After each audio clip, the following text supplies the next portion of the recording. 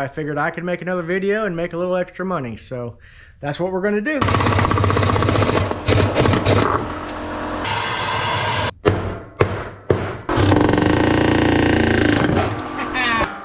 Here's the new one with the new seal.